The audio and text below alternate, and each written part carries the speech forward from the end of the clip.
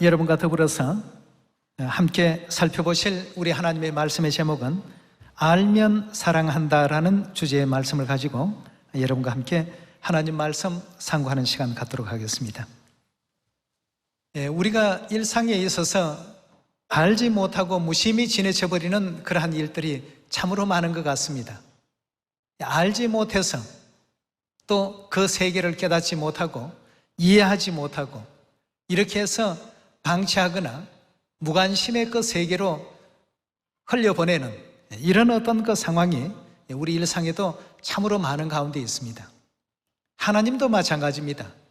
하나님을 알아야지만 하나님을 사랑할 수가 있죠.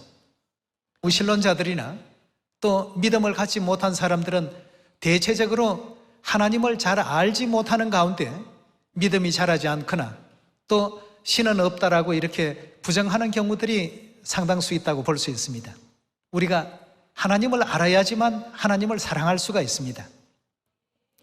예전에 그 미국에서 결혼 예식 주례를 한번 본 적이 있습니다.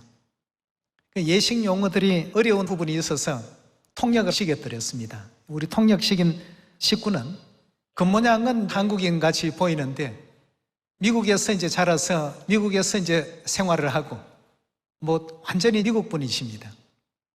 한국말을 어느 정도 좀 하기 때문에 통역을 한번 시켜드렸는데 양가 부모님께 신랑 신부 인사 있겠습니다 하고 했더니 이걸 양과 부모님께 이렇게 이제 통역을 해버렸어요.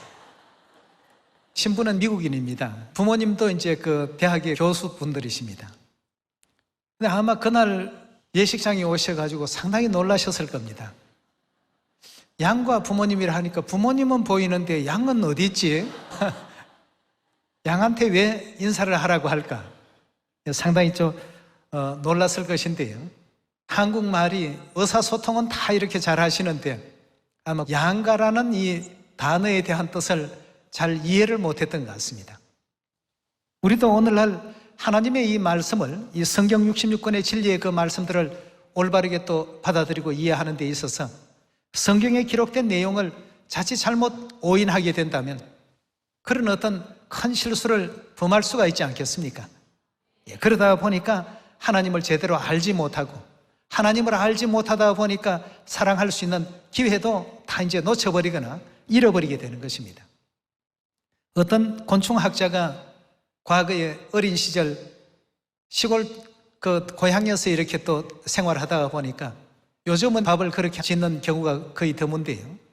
예전에는 밥을 하기 위해서는 보리쌀을 1차 이제 한번 삶아서 건져내고 두 번째 살을 섞어서 밥을 지었습니다.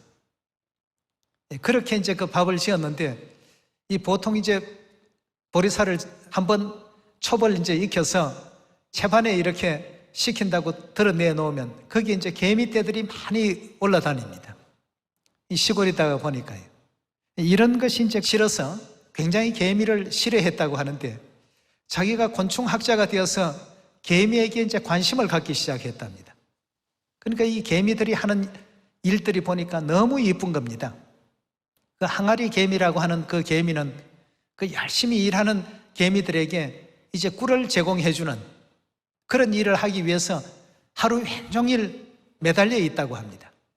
팔이 아프고 힘이 드는데도 일개미들이 왔다 갔다 지나다니면서 좀 피곤하고 당분 섭취가 필요할 때는 흘려주는 그 꿀을 받아 먹어가면서 이제 피로를 회복하면서 일을 한다고 합니다.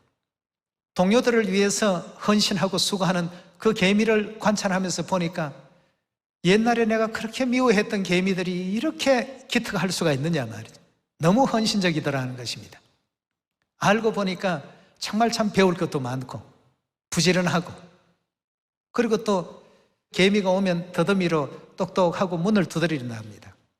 문을 두드리게 되면 병정개미가 그 소리를 딱 알아듣는답니다. 아, 이건 우리 집안 식구구나 아니면 이건 적이구나 이걸 분별을 한답니다. 그래서 절대 집안 식구 외에는 문을 열어주지 않는답니다. 그리고 항상 그 자리에 서서 보초를 서고 일개미들이 여러 가지 음식물을 나른다든가 하게 될 때 그 문을 두드리면 항상 열어주기 위해서 그 자리에 대기하는 것을 보니까 참이 비록 미물인 곤충의 세계지만 이 곤충들조차도 하는 그 모든 일들이 과거에 몰랐을 때는 이 개미들을 귀찮은 존재로만 여겼는데 이 개미들이 동료들을 위해 하는 이런 어떤 그 헌신과 자기 일의 책임감을 보고는 굉장히 감동을 받았다고 합니다. 이 개미에 대해서 알고 나니까 사랑을 하지 않을 수가 없었답니다. 그래서 평생 지금 개미만 들여다보고 연구하는 학자가 되었다고 하는데요. 여러분, 이처럼 우리도 알면 사랑하게 되어 있습니다. 과거에는 모를 때에는 단지 내 생활을 방해하는 귀찮은 존재로만 여겼는데 알고 보니까 이것은 귀찮은 존재가 아니었다는 것입니다. 그들의 생활이나 생태의 어떤 그 내용을 연구하면서 자세히 알게 되니까 배울 것이 너무나도 많고 어떻게 이 작은 미물들이 이런 어떤 그 영특한 생각을 가질 수 있을까 말이에요. 자기 몸을 희생하고 헌신하면서도 그 동료들을 위해서 이렇게 서로 배려할 줄 알고 서로 협력할 줄 알고 이렇게 살아가는 것이 개미의 세계였구나. 점점 알아갈수록 더 기가 막히고 더 신기한 겁니다. 그래서 이제 일생을 그 개미 연구하는 곳에 마음을 다 쓰고 일생의 그 모든 시간을 오직 개미 관찰하고 생활을 어떻게 하는지 그런 것을 기록에 남기고 이런 것이 이제 자신이 큰 사명이 되었고 하나의 어떤 소명의식을 가지고 뭐 지금도 그렇게 그 곤충학자로서 일을 하고 있다고 하는 그러한 그 기록을 이제 보았습니다. 하나님에 대한 존재를 알지 못하니까 왜 저 사람들은 저런 어떤 믿음을 갖고 있지? 다른 어떤 바깥 세계에서는 우리 시온을 들여다보면서 그런 생각하지 않겠습니까? 남들은 다 일요일 예배 보는데 여기는 왜 토요일 예배 보지? 남들은 예배할 때 여인들이 머리에 수건 서는 것이 없는데 이 교회는 왜 여자분들이 예배할 때 머리에 수건을 서지? 왜 침례를 할 때 아버지와 아들과 성령의 이름으로 침례를 하지? 모를 때에는 전부가 이상하게 보입니다. 그러나 알고 나니까 하나님의 진리도 사랑하게 되고 하늘아버지, 하늘어머니도 알게 되니까 사랑하게 되고 하늘의 형제자매들도 알게 되니까 서로 연합하고 화합할 수 있는 이런 입장이 되지 않습니까? 여러분, 우리가 알아야 됩니다. 이제 사춘기 자녀를 둔 부모님이십니다. 밖에 나들이를 하고 집에 돌아왔는데 아들이 컴퓨터 앞에 앉아서 게임만 하고 있는 겁니다. 시험 날짜가 며칠 남지 않았다는 얘기를 분명히 들었는데 그 게임만 계속 하니까 엄마가 화가 잔뜩 났습니다. 아주 사정없이 야단을 쳤죠. 엄마 아빠는 참 수고하고 피땀 흘려서 너 하나 잘 되기를 바라고 이렇게 공부하라고 아무 신경 쓰지 않도록 만반의 준비를 다 해주고 뒷받침을 다 해주는데 너는 어찌 그런 부모님의 마음도 모르고 맨날 그렇게 게임에만 빠져서 놀기에만 급급하냐? 아들에게 심한 야단을 했습니다. 아들이 억울한 겁니다. 조금 전까지 5분 전까지만 해도 공부할 만큼 다 하고 이제 조금 머리 좀 식혔다가 또 공부해야지 하고 잠깐 게임기를 틀었는데 그 순간에 엄마가 와버린 겁니다. 그 야단을 잔뜩 맞고 말없이 그냥 눈물만 뚝뚝 흘리다가 이제 결국 엄마가 나중에 그 사정을 알게 됐죠. 알게 되니까 어떻게 하겠습니까? 너무너무 미안하죠. 지금까지 공부 열심히 했다가 엄마 오기 5분 전에 조금 머리 좀 쉴거나 하고 잠깐 이렇게 컴퓨터를 켜고 게임기를 만졌는데 그걸 엄마가 외출 나간 그때부터 지금까지 이걸 하고 있는 줄로 오해를 했던 것입니다. 알지 못할 때는 이와 같이 미운 마음이 생기지만 알고 나니까 어떻습니까? 다투게지고 서로에 대한 것을 알게 되니까 용서가 되고 미안해지고 사랑하게 되더라는 것입니다. 여러분, 우리도 하나님을 알아야 됩니다. 하나님을 알지 못할 때에는 하나님의 교회, 아버지 하나님, 어머니 하나님 믿는데 좀 이상한 데 아니야? 이런 식의 잘못된 어떤 그 편견을 갖기가 참 쉽습니다. 옛적 사도 바울이 초대교회 당시에 예수 믿는 사람들을 다 어떻게 했습니까? 전부 잡아 죽이는데 앞장서는 앞잡이 노릇을 했습니다. 하나님의 교회 다니는 교인들이라고 한다면 전부 잡아들여서 대제사장들과 또 그 관원들에게 넘겨서 옥에도 가두기도 하고, 때로는 돌로 쳐서 스데반 같은 사람들은 죽이기도 하고, 그 당시에 어떤 그 사회적인 통념으로서는 아무 문제가 없는 것처럼 그렇게 되어 있었습니다. 이런 어떤 그 입장 속에서 항상 앞잡이 노릇하던 사도 바울이 다메섹 노상으로 가는 그 길에서 하늘로부터 호련히 한 줄기의 큰 빛을 받게 됩니다.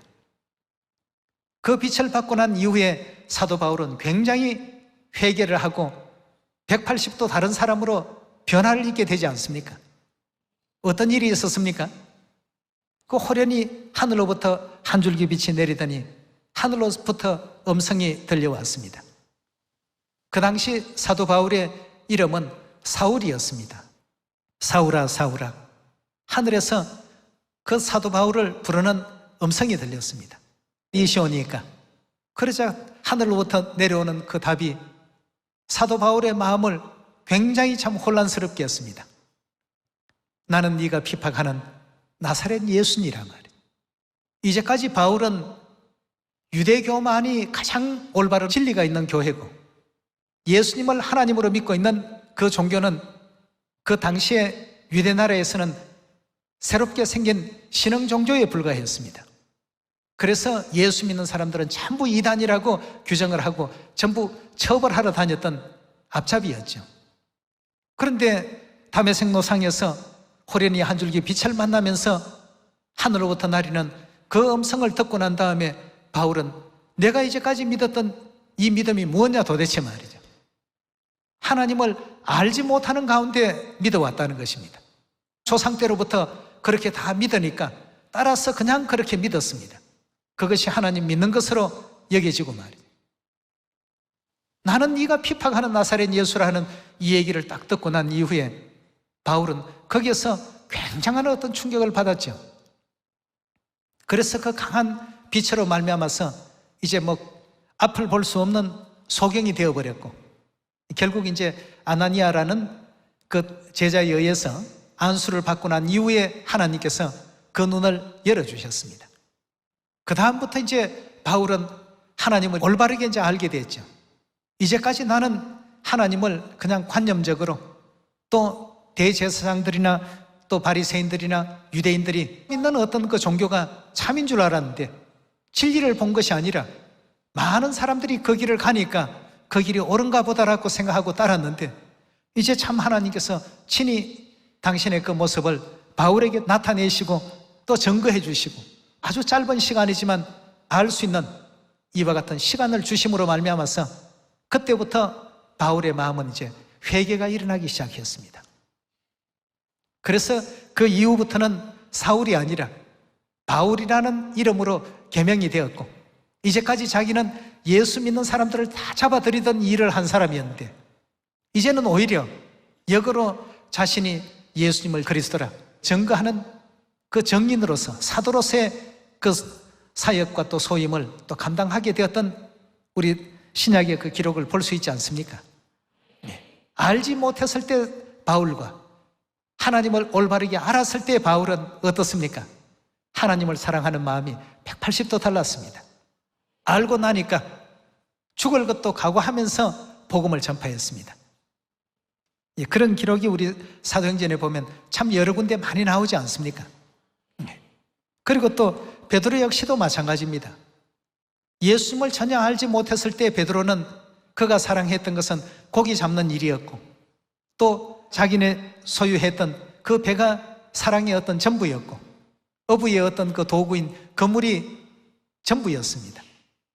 그 온통 마음이 거기에만 다 가 있었던 베드로였습니다만, 어느 날 그 갈릴리 바다에 등장하신 예수님을 만나고 난 이후에 이제 나를 따르라, 내가 너로 하여금 사람 낚는 어부가 되게 할 것이다 하신 이 귀하신 말씀을 접하게 됨으로써 베드로의 그 마음이 큰 변화가 또 일어나기 시작했습니다. 그 이전에 이제 깊은 데로 내려가서 그물을 내리려 해서 많은 물고기를 잡았던 그런 어떤 사건이 있었죠. 이런 어떤 등등의 내용을 통해서 예수님을 조금씩 이제 알아가기 시작했던 겁니다. 알면 알수록 더 귀했고, 또 알면 알수록 더 신기했고, 알면 알수록 그 깊이가 끝이 없는 거룩하신 분이시다는 사실을 알았습니다. 보리떡 5개와 물고기 2마리로서 5,000명을 다 먹이고 12광주리에 차고 넘치도록 떡덩이를 전부 수거했던 이와 같은 그 놀라운 그 기적을 보여준 이후에 많은 사람들이 예수님을 따라다니면 양식 걱정은 이제 필요가 없겠구나, 이렇게 해서 매일같이 예수님을 따라다녔습니다. 예수님께서 더 이상 그런 것을 보이지 않으셨죠. 그러다 보니까 많은 사람들이 다 하나씩 둘씩 뿔뿔이 흩어져서 그 따르던 수천 명이나 되던 사람들이 순식간에 어느 날 다 사라지고 12제자만 덩그러니 남았습니다. 예수님께서 물었습니다. 너희도 가렸느냐? 저들처럼 가렸느냐고 물었을 때 베드로가 나섰습니다. 주여, 영생의 말씀이 계심에 우리가 네게로 가오리까? 우리는 우리 주님께서 하나님의 거룩하신 자신 줄 믿고 알아삼나이다 하고, 알게 되니까 예수님에 대한 사랑의 그 깊이가 점점 더 커지고 있는데, 순간의 현상에 의해서 왔다 갔다 하는 저런 사람들의 어떤 신앙과는 우리가 같을 수가 없습니다. 어디로 인도하든지, 죽는 데라도 오기라도 주님께서 가시는 곳이라면 다 따르겠나이다. 이렇게 했던 초대교회의 그 역사를 여러분들이 다 기억하실 것입니다. 알면 사랑하게 됩니다. 우리 하나님께서 왜 십자가에 못 박히셨고, 왜 육체를 입고 이 땅에 오셨고, 왜 우리가 우리 하나님을 아바, 아버지라, 어머니라 불러야 되며 형제다, 자매다 이렇게 우리 서로 불러야 되는지, 이런 모든 내용들을 알지 못할 때에는 다 이상하게 보입니다. 그러나 알고 나면 어떻습니까? 너무나도 지극히 당연한 일이요, 당연히 또 그리 해야 될 일들 아니겠습니까? 2000년 전 예수님께서 이 땅에 오셨을 때에도 많은 대제사장과 바리새인들이 예수님을 법정에 고소한 적이 있었습니다. 총독에게 사도 바울을 고소를 했을 때 바울이 믿는 예수님을 나사렛 이단이라고, 이렇게 이단 종교라고 이렇게 칭했습니다. 그들이 왜 그렇게 했을까요? 바리새인들이나 유대인들, 서기관들이 예수님을 배척한 이유가 어디 있을까요? 오늘 주제의 말씀에 비교해서 바라보게 된다면 그들은 하나님을 알지 못했기 때문입니다.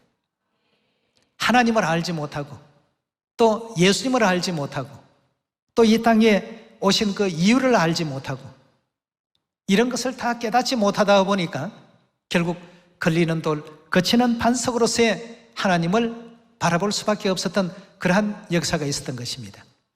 그렇다면 오늘날 이 시대 우리 하나님의 교회에서 어머니 하나님을 지금 믿고 있습니다. 그럼 일반 모든 교회는 다 아버지 하나님만 믿는데, 하나님의 교회는 아버지 하나님도 믿고 어머니 하나님도 믿는다. 자, 이렇게 하니까 외부에서 볼 때는 야, 그 교회 좀 뭔가 이상한 교회 아니야? 여러분, 이 성경이 누구의 말씀입니까? 모든 교회가 성경은 하나님 말씀이라는 것 말로는 인정을 합니다.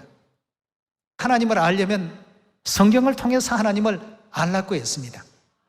성경을 통해서 하나님을 알아야 되고, 하나님을 알게 되면 하나님을 사랑할 수 있다라고 했습니다. 근데 하나님을 알되 호세아 선지자는 어느 정도 하나님을 알라고 했습니까? 내가 가진 모든 마음의 정성을 다 들여서 하나님을 알아보라고 했습니다. 그렇게 해야만 늦은비 성령이 임할 수 있다고 했습니다. 하나님 아는 것이 우리 성령 받는 조건이라는 거 잘 알고 계시죠? 자, 그렇다면 하나님을 알면 모든 것이 사랑하게 됩니다. 그 곤충학자도 개미의 어떤 그 활동과 역할과 그들의 어떤 그 생태를 알지 못할 때에는 그저 단지 귀찮은 어떤 곤충 정도로 생각했지만, 그들의 세계를 면밀히 살펴보니까 그 개미 연구하는데 자신의 그 일생을 다 보낼 만큼 개미를 사랑하고 아끼고 있습니다.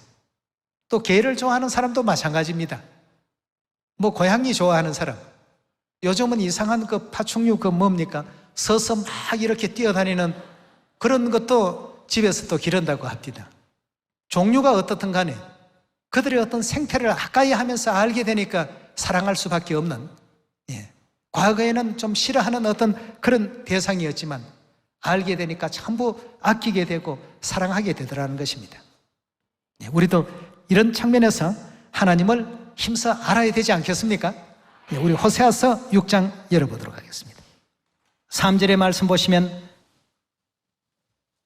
그러므로 우리가 여호와를 알자, 즉 하나님을 알자, 힘써 여호와를 알자. 그의 나오심은 새벽빛같이 일정하니 비와 같이 땅을 적시는 늦은 비와 같이 우리에게 임하시리라 하리라 그였습니다. 알면 사랑할 수 있습니다. 모르면 배척할 수밖에 없습니다. 회방할 수밖에 없고 싫어할 수밖에 없습니다. 알아야 되겠습니다. 세상에 우리가 알아야 될 것이 참 많습니다만 가장 중요한 것은 하나님을 아는 이 일에 전념하라는 것이 우리 하나님의 뜻 아니겠습니까? 요한복음 17장 3절의 말씀 보시겠습니다. 영생은 곧 유일하신 참 하나님과 그의 보내신 자 예수 그리스도를 어떻게 하는 것에 있다고요? 알아야 된다고 했습니다.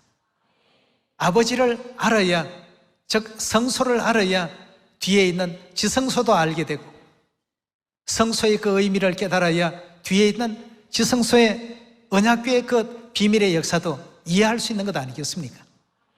왜 성소가 구약의 그 진리의 중심이 됐는지, 또 예배의 어떤 중심이 왜 성소였는지 전혀 알지 못하는 가운데 그런 게 있었나 보다 정도로 넘어가서는 안 되겠습니다.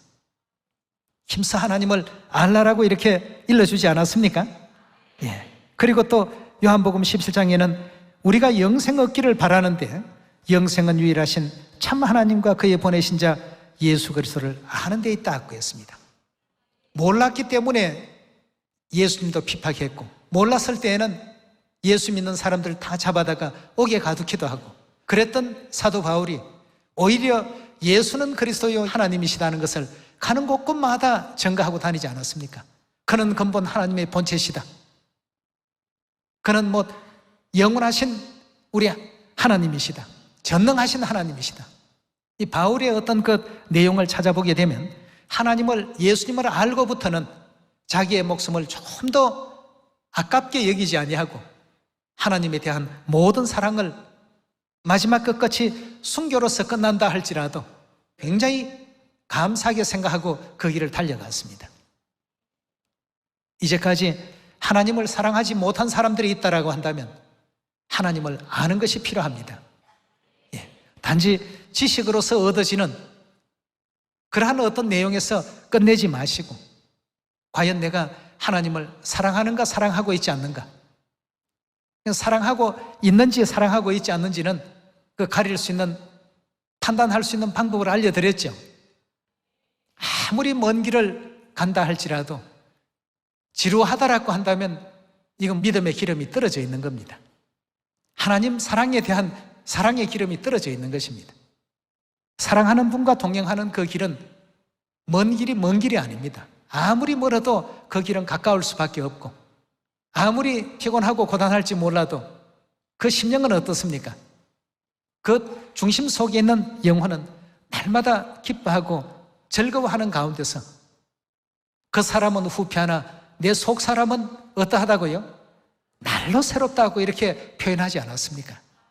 성경에 기록되어 있는 바울의 그 심령을 우리가 그런 내용을 통해서 이해하면서 하나님 사랑하는 그 길로 따라갈 수 있는 여러분과 제가 꼭 되도록 합시다.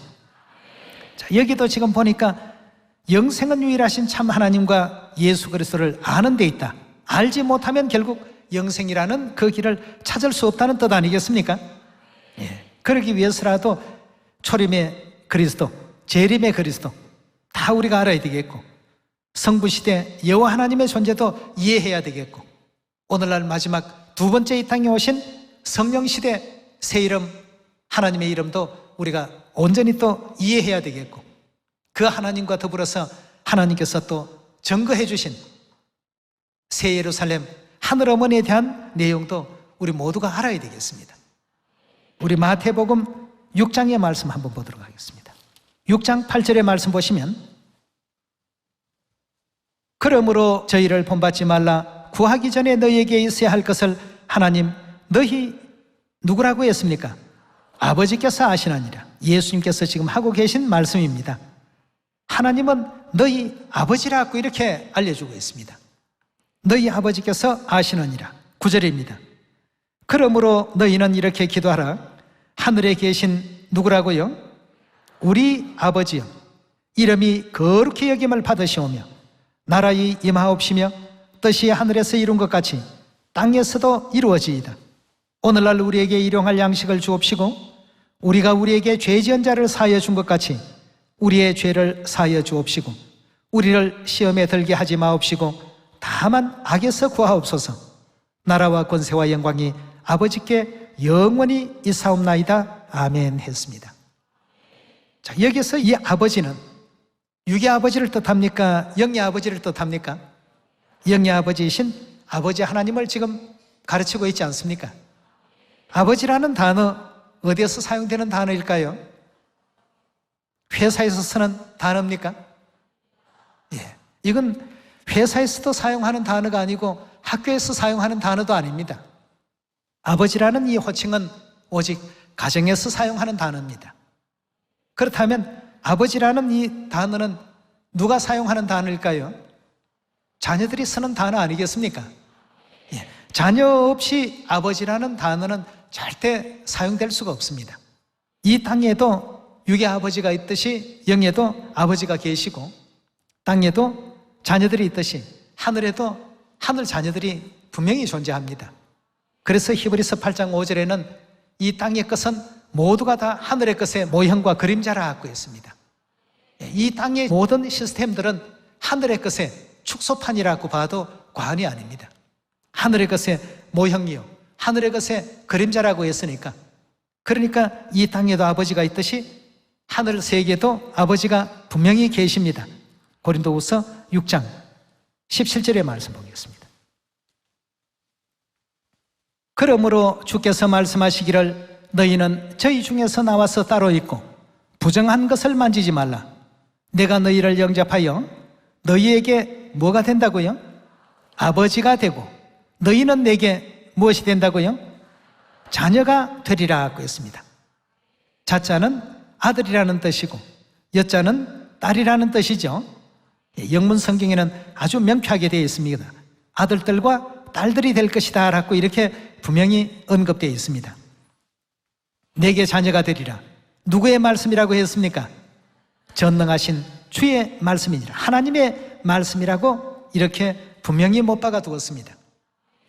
하나님께서 이 땅에 예수 그리스도로 오셔서 아버지의 존재도 알려주시고 또 하늘에 아들들과 딸들이 있다는 사실도 일깨워 주셨습니다. 아버지, 아들, 딸, 가족 관계에 있어서 사용되는 호칭인데, 그렇다면 가족 관계에서 아버지, 아들, 딸 이렇게만 존재합니까? 분명히 거기에 누가 계시죠? 어머니가 계십니다. 그럼 육의 가정에 어머니가 계신다면 영의 가정, 즉 하늘 가정에도 어머니가 계실까? 그림자의 어머니가 존재하신다면 실물의 어머니 분명히 존재해야 됩니다. 그럼 성경이 과연 그렇게 가르치고 있는가? 그렇게 가르치고 있습니다. 갈라디아서 4장 26절의 말씀 보시면 오직 위에 있다라고 하는 것은 하늘에 있는 예루살렘은 자유자니 곧 누구라고요? 우리 어머니라고 했습니다. 자, 이 성경 우리만 가지고 있는 성경이 아닙니다. 모든 교회가 똑같이 사용하는 성경입니다. 그렇다면 대한민국만 이렇게 쓰는가? 미국에서도 그렇게 씁니다. 위에 있는 예루살렘은 자유자니 우리 어머니라. 우리 어머니라는 이 대목을 영문 성경에는 Our Mother라고 이렇게 분명히 기록되어 있습니다. 그럼 헬라 원어에는 어떤가? 역시 똑같이 그렇게 기록되어 있습니다. 프랑스에는 어떤가? 똑같이 기록되어 있습니다. 스페인은 똑같이 기록되어 있습니다. 이 땅에 육에도 어머니가 계시듯이 우리 영의 세계, 하늘의 세계도 분명히 누가 존재해야 된다고요? 어머니가 계신다는 사실을 성경이 우리에게 확실하게 알려주고 있습니다. 자, 그렇다면 갈라디아 4장만 가지고 존재한다, 존재하지 않는다는 사실을 확정할 것이 아니라 창세기 우리 1장 말씀에도 한 번 더 확인해 보도록 합시다. 1장 26절의 말씀 보시면 하나님이 가라사대 우리의 형상을 따라 우리의 모양대로 우리가 사람을 만들고 그로 바다의 고기와 공중의 새와 육축과 온 땅과 땅에 기는 모든 것을 다스리게 하자 하시고 라고 했습니다. 창세기 1장 26절의 말씀 보니까 하나님이 누구를 창조했다고 했습니까? 우리의 모양대로 우리가 사람을 만들자고 했습니다. 우리가 사람을 만들자라고 하신 이 하나님은 한 분 하나님입니까? 한 분 하나님이 우리가 사람을 만들자 이런 표현 쓸 수 있습니까? 그리고 어떤 사람들은 이걸 천사가 옆에 있었기 때문에 천사의 무리와 섞어서 우리라고 이렇게 표현했다, 이렇게 얘기하는데, 그럼 우리 사람이 천사의 손에 의해서 창조되어졌습니까? 아니죠. 오직 우리에게 생명을 주실 수 있는 이와 같은 존재는 하나님 외에는 없습니다. 그런데 한 분 하나님이 그렇게 말씀하신 것이 아니라 우리라고 말씀하신 하나님께서 우리 인류 인생을 창조하셨던 것입니다. 27절의 말씀 보시면 하나님이 자기 형상 곧 하나님의 형상대로 사람을 창조하시되 누구를 창조했다고요? 남자와 여자를 창조하셨다고 했습니다. 하나님이 자기 형상대로, 하나님 형상 그대로 만들고 보니까 남자를 만들었고 여자를 만들었습니다. 그렇다면 하나님 본래 그 형상에는 남성성을 지니신 하나님과 여성성을 지니신 하나님이 틀림없이 존재한다는 사실을 확인할 수 있지 않습니까? 그 남성성을 지니신 하나님을 온 인류가 수천 년 동안 아버지 하나님이라고 불러왔습니다. 그렇다면 여성성을 지니신 하나님은 당연히 뭐라고 불러야 되죠? 어머니 하나님이죠. 그래서 하나님께서 우리가 만들자라고 이렇게 표현했던 것입니다. 하나님의 그 형상에는 분명히 아버지 하나님과 어머니 하나님이 어떠하다고요? 존재한다는 사실을 성경이 우리에게 분명히 일깨워주고 있습니다. 갈라디아 4장 26절에도 위에 있는 예루살렘은 자유자니 곧 누구라고요? 우리 어머니라 분명히 우리에게 깨달음을 주셨습니다. 알지 못하면 반대합니다. 알지 못하면 회방합니다. 알지 못하면 멸시합니다. 알지 못하면 조롱합니다. 그러나 알면 사랑합니다. 개미 한 마리가 귀찮은 어떤 곤충의 하나였지만 연구하고 알아가니까 그건 귀찮은 어떤 존재가 아니라 너무나도 신비의 어떤 곤충이었습니다. 어떻게 저 작은 머리에서 저런 생각을 다 할 수 있을까? 병정개미가 밖에서 일하던 일개미가 와서 문을 똑똑 두드리면 요건 우리 집 개미인지 남의 집 개미인지 금방 알아차린답니다. 남의 집 개미가 아무리 그 더더미를 가지고 톡톡 쳐도 문을 절대 열어주는 법이 없답니다. 병정개미는 거기에 자기의 그 일생을 걸고 목숨을 겁니다. 자기의 역할이고 임무이기 때문에. 그러나 자기 집 일개미가 밖에서 살을 한 톨 가지고 끙끙거리면서 왔다. 똑똑 두드리면 금방 알고 문을 착 열어주고, 문이 좁다라고 한다면 뒤로 이렇게 멀찌감치 또 물러서주기도 한답니다. 들어가기 쉽도록 말이죠. 그러니까 그 곤충을 연구하는 그 박사의 입장에서는 너무 신기할 수밖에 없습니다. 어떻게 자기 집 식구, 남의 집 식구를 저렇게 알아볼 수 있을까 말이죠. 그 알아볼 수 있는 머리가 저 조그마한 데서 어디에 그런 뇌가 심겨져 있을까? 너무너무 신기한 겁니다. 그래서 귀찮았던 그 개미가, 싫어했던 개미가 사랑하는 개미로 바뀌게 된 것처럼 우리도 하나님을 몰랐을 때, 또 천국을 몰랐을 때, 진리를 몰랐을 때에는 아무렇게나 해도 괜찮은 듯이 살아왔을지라도 알면 사랑해야 되겠습니다. 하나님을 사랑하고 또 하나님 계신 천국을 사랑하고 하나님께서 우리 인류를 살리기 위해서 전해주신 이 진리를 사랑하고 알지 못하는 사람들에게 알리는 역할을 해야 되겠습니다. 우리는 분명히 이 성경 66권에 기록되어 있는 기록대로, 아버지 하나님께서 알려주신 대로, 어머니 하나님께서 깨달음 주신 그 가르침대로 이 성경 66권에 분명히 기록되어 있는 아버지 하나님뿐만 아니라 누구도 계신다는 것을 확인하고 있습니까? 어머니 하나님도 분명히 존재하신다는 사실을 믿습니다. 성경이 하나님 말씀이라는 사실을 절대적으로 믿기 때문에. 그렇다면 오늘날 이 예언의 시대에 우리 하늘 백성들이 해야 될 일이 한 가지 있습니다. 우리 이사야 62장을 열어보도록 합시다. 성경의 모든 이런 가르침은 결국 이 시대에 무엇을 해야 되는가를 하늘 백성들에게 알려주는 예언의 그 나팔 소리입니다. 예언의 나팔 소리에 움직이는 하늘 백성들이 되어야 되겠죠. 62장 6절입니다. 예루살렘이여, 예루살렘은 우리 어머니라고 했으니 우리 어머니시여, 내가 너의 성벽 위에 파수꾼을 세우고 그들로 종일 종야에 잠잠치 않게 하였나니라. 너희 여호와로 기억하시게 하는 자들아, 너희는 쉬지 말며 또 여호와께서 즉 하나님께서 예루살렘을 세워 세상에서 찬송을 받게 하시기까지 그로 쉬지 못하시게 하라고 했습니다. 온 세상이 예루살렘에게 영광과 찬송을 돌리는 그 순간까지 예루살렘 성벽 위에 파수꾼들은 종일 종야 어찌하라고 했습니까? 잠잠하지 말라고 했습니다. 예루살렘의 영광을 전하고 알리는 그런 역할을 하라는 것이 이사야 선지자의 예언 아니겠습니까? 66장 10절의 말씀 보겠습니다.